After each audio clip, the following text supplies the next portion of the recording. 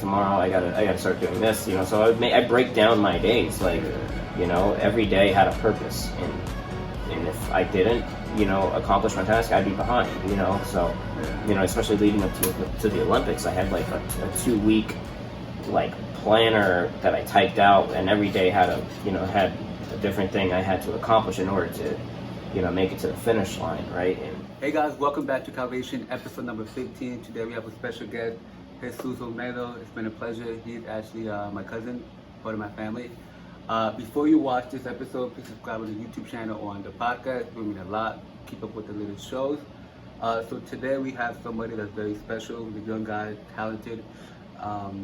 He's inspiring many people in the community, including a lot of people out there. So he is part of the ACF National Culinary Team USA of 2020. He was the youth captain in 2016 back in the Culinary USA, right? Yeah. Yeah. And he's currently the country club of assistant banquet chef. Yeah, right? assistant banquet chef with the country club. Oh wow. Yeah. So we have Jesus Olmedo, man. No, thank you for having me. No, thank you. No. So tell us who you're about and what do you do? Right now I'm currently based out of Boston. I'm the assistant banquet chef at the country club in Brookline, Massachusetts.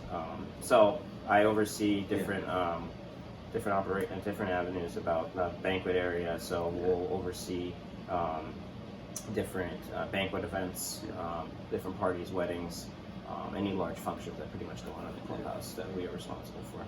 And I know you told me you competed like in an international team or international competition. Yeah. You told me how there's like music going on, staff going on, many people. So how was that? So the Culinary Olympics is quite unique, and most people really don't know about it. It's unfortunate because in other countries this is something that's very much celebrated in their home countries, but in the U.S., we definitely don't get enough publicity. But the Culinary Olympics is exactly what it sounds like. It's the Culinary Olympics. So about 54 countries travel every 4 years, just like the Olympics, to meet together and compete in these different categories, where chefs earn medals, different titles, and I competed in 2016 as the Youth Team USA captain. So how did that feel? It was a lot of pressure being the captain, right? There's a lot riding on the opportunity and leading the team into success. So I was a captain of the 2016 youth team for the Olympics, and then I most recently competed in Stuttgart, Germany, on the national team. That was good too? That was great. It was a different level of more competitive, right? They were both very competitive, but as I grew throughout the years, it was a different sense of maturity walking into it, different way of different perspective, right? And just the intensity and the level of refinement definitely goes with the title of being on the national team, right? You're competing against the best of the best. There are no barriers, there's no age gaps. You are competing with, professional chefs. How do you prepare yourself? For me, I feel preparing for a competition, just like any major sport event, right? It's an accumulation of hard practice over years of your craft, right? Like, you can't just be green today and then just train and expect to be ready for the Culinary Olympics in 4 years. It's to get to that point, you have to have solid fundamental skills, and I think that's so important. So really training for the Culinary Olympics has been throughout my whole career. It was only at a certain point in time where I decided I'm going to focus in on the requirements that are required for competing in this event. So at that point, I signed up for it. I tried out. So there's a tryout process that goes along with earning a spot on the team to represent the United States. So I earned the spot just shy of a few months of my good friend Corey Siegel, who earned the youngest spot ever on National Culinary Team USA, but definitely still within that range. I was 23 when I joined the National Culinary Team. Because I know cooking is a pretty hard industry. Yeah. because I can't even cook. I suck at cooking. Nah, so how did you watch a lot of videos? Did you have mentorship, or how did you basically build up your knowledge or like your skills along the way? For me, developing my skill set comes, I feel, from mentorship, right? So I found an amazing mentor. He is like a father figure for me. You know, I can't say enough good things about him. His name is Chef Leonardi. He's a certified master chef. But I was under his belt about almost going on 9 years now. So when I came to Boston, and I was in culinary school, I was looking for, a job, right? And I had a good friend, chef instructor at the school who recommended me to go work for the chef, and he himself was on the Culinary Olympic team as well. So he was team captain of the national culinary team in 2012.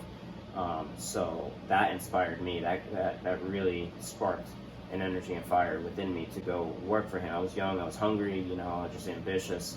I was 18, and so I walk into his kitchen and I thought, I knew cooking, to a degree, because I had been working, as a line cook here in Poughkeepsie for some time before I went to college. So I thought I had like a step up in the game. And then I walk into his kitchen and I was like, I know nothing. I know nothing. I give you I completely just give myself away to the experience, right? I really engulfed myself into it. He was hard on me, and he taught me discipline and the importance of finesse and the details and solid cooking fundamentals that most people, and I urge young students that they kind of push to the side and they try skipping steps, but really he stressed so much about those fundamentals and building blocks that really actually helped me in long term with competitions more than I ever expected. So finding that mentor is the reason I was able to compete at that level, and finding a mentor that understands what I was trying to do, right? So he was, the captain of the team 2012, 2008. He was he was on the regional team that won Best in the World in the Culinary Olympics, and then in 2016 he was the team manager for the national culinary team at that time, which won 4 gold medals. They were I can't speak enough great things about them. And do you feel like if you didn't have a mentorship or you didn't have a mentor, would you feel like you would have been as competitive, as skilled as you are right now? Or I think that's definitely a factor because of that mentor. He was very much competition driven. Different. In the chef and the food service industry, we have different chefs that are kind of specialized in different things, right? You have your restaurant chefs, you have your club chefs, you have your competition chefs, private chefs. The list goes on. Educators, and they all focus in different subjects of cooking. So, in my field, he saw in me that I was very competitive, and I thrived off of growing through competitions, because when you compete, just like any major sporting event, you're training for the big show, right? Like you are invested 110% into your training, to be as efficient as possible, to showcase solid cooking skills to judges that are walking around spectating you. So really, you are in this high intense program, and you are learning a lot faster than you realize, because you're putting yourself out there to compete against the best of the best. Same thing as boxing. People train so much. They train individually. They have the coaches going on, and then when it comes to the ring, they have to prepare 100%. Yeah, and it's all like a few minutes, right? Like we prepare for 4 years, to compete in the Culinary Olympics, which for one of the days was like a 5-hour program. So it's years worth of training just for what happens in 5 hours, right? Like it's insane when you really think about it, the amount of commitment it takes to prepare for something like this. But you learn a lot along the way. Maybe the results might not come out the way that you have anticipated, and I've learned that through competitions throughout the years, and I don't regret a single thing. And the biggest takeaway was the experience and everything I've learned because I'm just that much more valuable as a person, you know. And I can't say enough good things about competition. It really, I love it. I'm definitely not done. I mean, you know. You still want more. You still want Yeah, more. I still want more. Yeah, like I'm young, so I still want more. I'm still Yeah. hungry, you know. So, Yeah. but right now it is a nice break because I've been nonstop competing for the past 8 years. So I mean, right now I'm kind of just rehoning on some different things. Just trying to like take a break, take for a little bit. Yeah. I mean, it's a And- different animal, a level of stress. I mean, there's no denying that there is a stress aspect of it, and it's built for some people, and it's not built for some people, and that's why there are different avenues for chefs, and there's nothing, not one is right or wrong. It's just different perspectives. There's some people that need a break, whether meditating, running, exercising, because I feel when you come back, you feel more creative. Like, oh, yeah, shit, okay, exactly. I'm fired, Yeah, exactly. And that's why I'm like focusing on different things. Like, Yeah. I never realized how much like fitness is a factor, because like, you underestimate the amount of energy you're using within that 5-hour period. Like, imagine, like, you're literally just like an athlete, right? You're running like 100 miles an hour for that short amount of time. Stamina is key, in that competition environment, because you need to keep your mind sharp. You're making decisions along the whole way, and everything is choreographed, and you can't slow down as you're going. So it's So let's take a step back. Before before cooking, before all of this stuff, did you like back in high school or back in middle school, or like when you were a kid, did you have anything else in mind besides being a chef, or did you like always wanted this to be like as a career? Like, I thought this was gonna be safe for you. For me, I think growing up, I really didn't see anything else. I even still to this day, like I can't. Did you figure imagine out, yourself being here? Or? I mean, I always wanted to do great things, and I always wanted to be a part of something great, but so it's funny, like I was, in high school, I thought I had my map plan, my life planned out on a map, just, okay, I'm gonna go to college for this amount of time, and then I'm gonna go here and work here, and then be here by this age. And I started making all these plans, this timeline in my head. And then as I grew in that, I started going through those motions. I realized that all went out the window because so much more greater things started rolling into my life that I had no control over, and I just let it guide me, right? I just let the process kind of take control over my, where I was heading. Within, I still have to make decisions at the end of the day, whether I feel something is right or wrong, or there's a better option. But 9 times out of 10, what was presented to me as I just was involved with the right people always ended up being the best decisions that I could have ever made. So moving to Boston was and staying in Boston wasn't part of the plan. I was going to move back to New York City and then work at in restaurants. I thought I was going to be like a restaurant chef when I was 18 in high school. I thought that was what was going to happen. Wait, after high school you moved straight to Boston? Yeah, so right after high school, I graduated. I went to Mexico. I did a mentorship program with my uncle Alejandro Reese. So he's a great chef down there. So I went and worked with him, got fine-dining experience before I went to college. And then when I was in college, again, like I said, I met my mentor, and then I just worked for him full time while I was in college. And then finished up college, and then I stayed with him. And so straight out of high school, you just went straight? There was no turning back. I haven't come back since. So I've just been running since. But that's the process of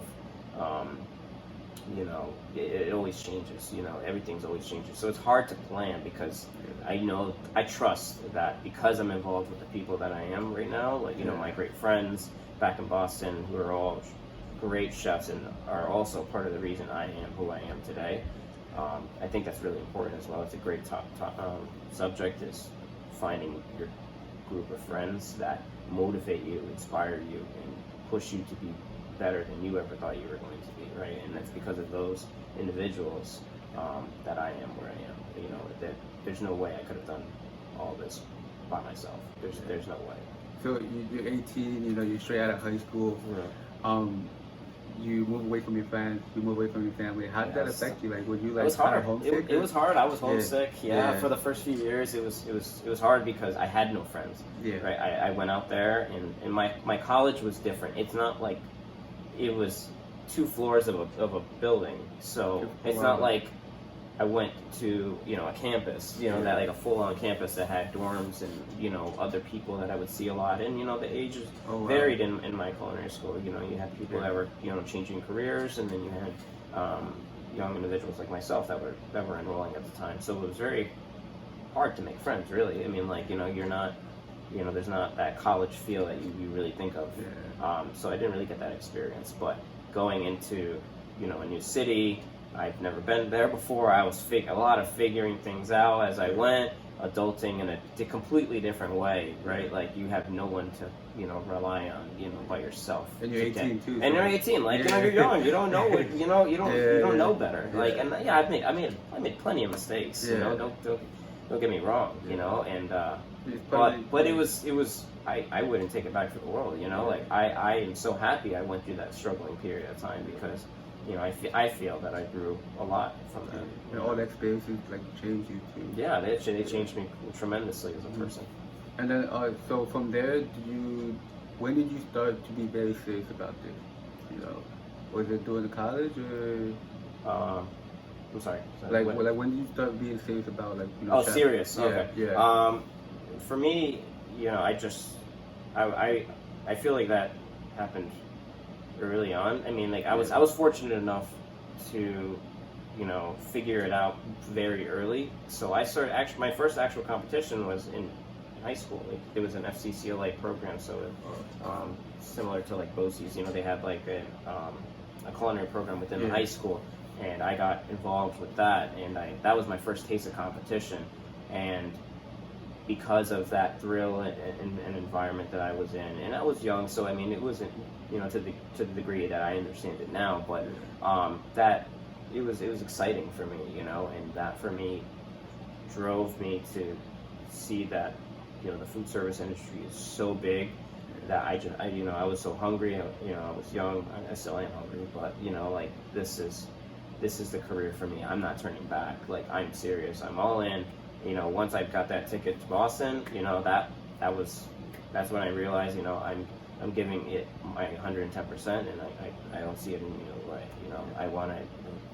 There was that time period when you're young, you just want to learn everything at once, right? Because you're so hungry, and you're just like, this is so intimidating. It's exciting, and that's what it was for me, and then little by little, I grew to learn that, there's you can never know it all, right? So I mean, I'm gonna be learning till the day I die, really, But I feel like learning is a cool way now, Yeah. Like back then you thought amazing. like learning was, cause back then we were stuck with school. Like I feel like learning was like not Perspective. Yeah, It's all not- perspective. Because yeah. again, people, there are individuals that see it as unnecessary knowledge, right? I don't think there's no such thing as wasted knowledge, no matter what it is, if it's food related or not. For me in my field, so I've been reading a lot more. I think personal development is huge, and it reflects. It may not make your food taste better, or but it gives you a more conscious. You're investing in yourself, right? You're able to make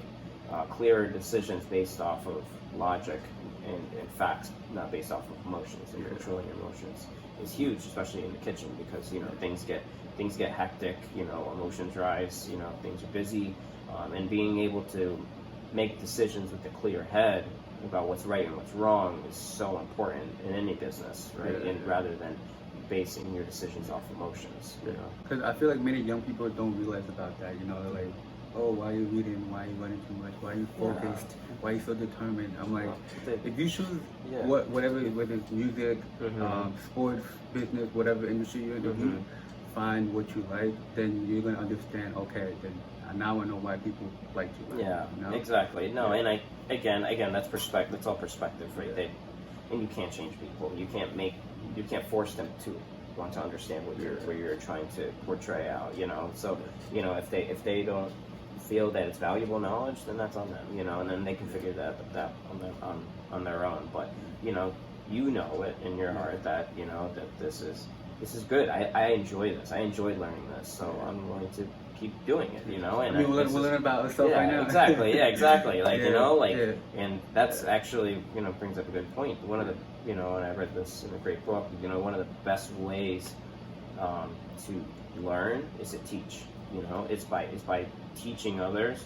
You're reciprocating that information a lot more in your head, and you're pushing yourself into an environment where you now need to demonstrate your knowledge in a way where it's foolproof, right? So by teaching, you're learning, right? So that, you know, I think that's so important, especially when you get to that step as a chef. When you go from a cook to a chef, you now have learned all these skills. Okay, now how can you teach your cooks how to execute what your vision is, you know, in the same style, in the same speed? How can you do that, right? That's a challenge now on, you know, on chefs, you know, that is what separates a cook from a chef, is being able to show and mentor and train and really pass the torch. And that's, you know, again, one of the great traits of the chef that I work under. You know, he was all about mentorship, and he was all about giving and giving. He never asked for anything, you know. He just, if you know, he was very stern, you know. He could read through your lies, you know. If he could tell if you're 110% in, and if you are 110% in, he'll give you 110%, you know. But if you were half there, you know, he's going to give you half of his time, you know. I think that's important to understand that, you know, your time is valuable, his time was valuable, and he would only invest in those that he felt really wanted it and showed up early and worked hard and did the extra mile. Like, that for him, you know, was what made him want to invest in you. And I think anyone should feel that same way. And you know, going through this process and journey, was there any like obstacle or any problem along the way? Maybe you had fear, maybe you had anxiety, or maybe like you weren't confident enough. Did you struggle along the way, or? Yeah, I definitely struggled. Yeah, it's tough. Yeah, there was definitely more. I have definitely failed more than I've succeeded. 110%. I have failed more. I have, you know, there was definitely breaking points in my life. You know, I was biting off more than I could chew at a certain point in my life.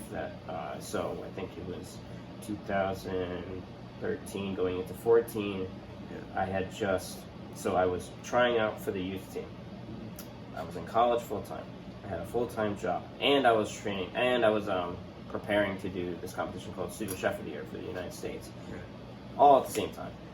You know, so I was working. You know, I was physically working 7 days a week, because, you know, you train, you know, in the kitchen for these competitions and so on, and mentally, it took a toll on me. You know, I bit off more than I could chew at that, and I didn't know my limits until then. You know, that's when I realized my limits, is that breaking point in my life. And Did you burn you know, out? I burned out. Yeah, I burned out real quick. You know, and then I still went through with it. I still competed, and I still tried out, but the results showed. I got 2 silver medals, and you know, because I was trying to focus on 4 different things at once.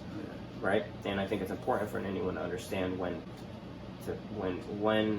it's okay, you know, to pull your foot off the gas for a little bit. Right, you need to understand that sweet spot where you're going to be able to do exceptional work and efficient work at the same time, and not burn yourself out. Right, because, you know, your health is important. That's part of your performance. So, you know, again, I got 2 silver medals. Luckily, I was able to carry on with the youth team tryout process, so that led me to nationals. So then at that point I realized, okay, I'm going to nationals, but I didn't win Student Chef of the Year, so now I can invest all my energy into this one competition. I did that, I went to nationals, I got gold and highest score. So like it shows, right, that you know, if you put your time in where it matters, and you don't spread yourself too thin, the results will show. So, but, you know, going back to your point about, you know, struggles and you know, obstacles, you know, there's definitely that self, you know, that block that you always you know, run into, of second guessing yourself. Like, am I on the right path?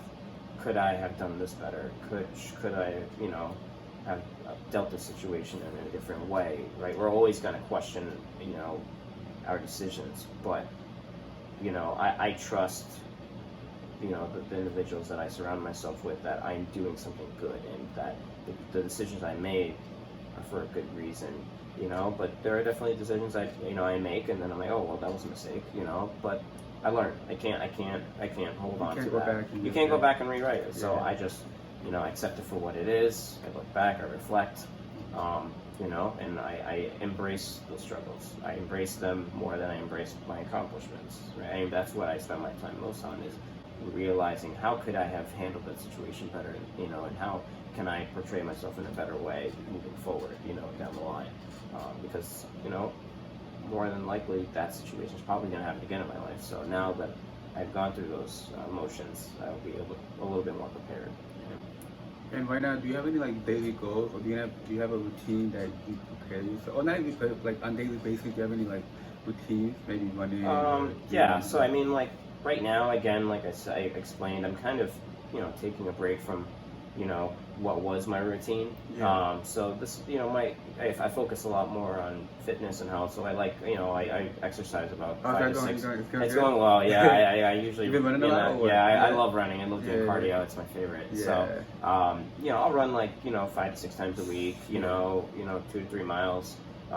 Just again, I never realized until pretty much the beginning of quarantine is when I made this huge fitness resolution, and and I'm not trying to get be like a bodybuilder or anything. I'm just trying to be healthy. I just want to. I want to feel good. And back then, were you really serious on fitness or no? No, I wasn't. That's a mistake that I made. I should have probably done this sooner, so that it would have reflected into my my competition and had more stamina. Which again, now I learned from my mistakes, and I'm going to use them towards my next goal. But going back to your saying, so I'll usually run, and if it's my day off, I'll usually just spend some time reading or watch. So I watch master classes. You've heard of master class, so I'll usually watch different chefs cook, or just something different, right? Because I know my style of cooking and the kind of fundamentals that I've been brought up on, but every chef cooks a little different, and there's always something you can learn from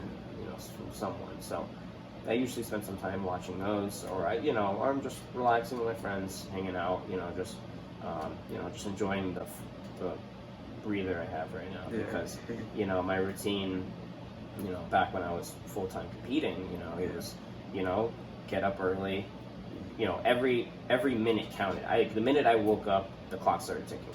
It was like my mind was running crazy. Even when I was working, or I was chopping an onion, I'm thinking about what am I going to grab next? What am I going to do? There was never a break. So mentally, it put a strain on me. So you are living a day-to-day basis. I couldn't relax. I couldn't sit down and watch TV without I'm serious. I couldn't sit down and watch TV without thinking about, okay, I have to finish this timeline. I have to write my equipment list. I need to revise this. I need to refine this. Okay, tomorrow I gotta start doing this. So I break down my days. Every day had a purpose, and if I didn't, accomplish my task, I'd be behind. So, especially leading up to the Olympics, I had a 2-week planner that I typed out, and every day had a different thing I had to accomplish in order to make it to the finish line, right? And I posted it in my room, so that every day I checked off, because that's just how I operate in kitchen. So this is what works for me in life too. So I'll write it down. I have to write it down, and then I just check the box. But it was at that point that I had to just make sure I got the most out of my days, which was. It's not easy, man. Not easy. I mean, one day all this hard work is gonna pay off too. So it's so it's crazy, because I love it, right? I love it, but it's so stressful. But I love it because of the end result is just so gratifying, and looking back and I went through that. I went through that. I was on the national team. That for me is the greatest takeaway. That I can't say enough good things about it. And do you want to have any advice or any tip for the people that want to be in the food service industry? Or that's fine.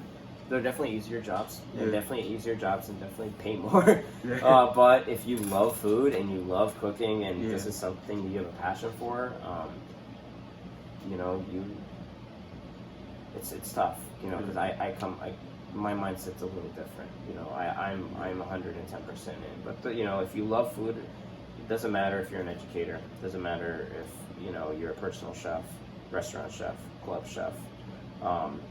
You know, we all love food. We all respect food. We all respect good cooking.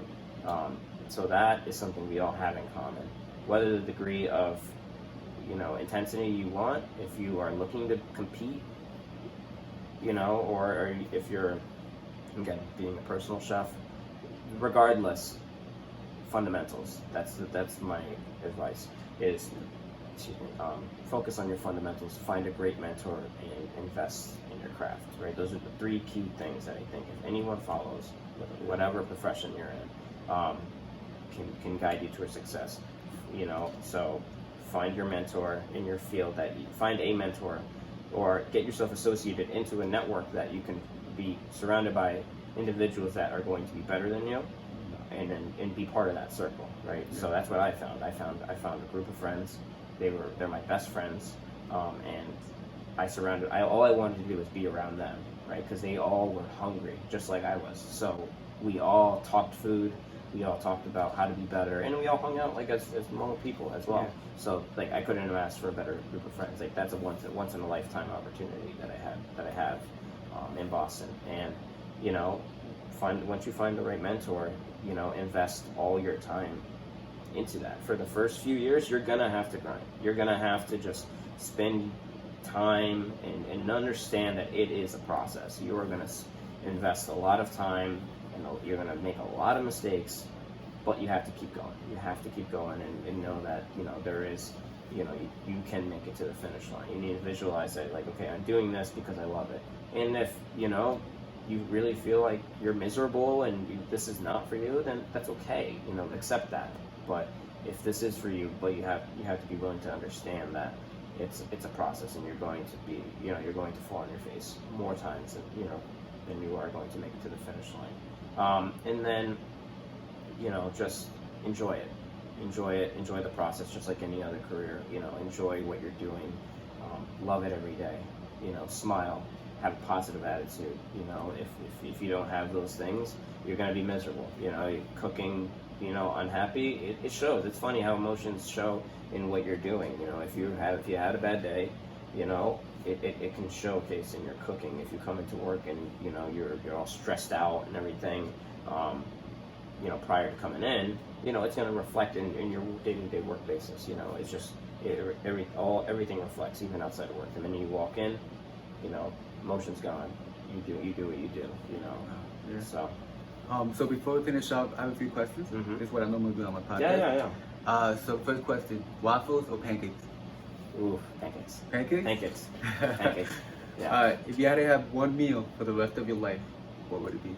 Buffalo chicken wings. Buffalo chicken wings? Oh, those are good. I love them. Blue cheese or I'm a blue cheese guy. Blue cheese? I'm a blue cheese guy. I like blue cheese. Buffalo wings. Like I can't get off that topic. Like that is just my weakness. Yeah, that's my last sign meal. Just before I die.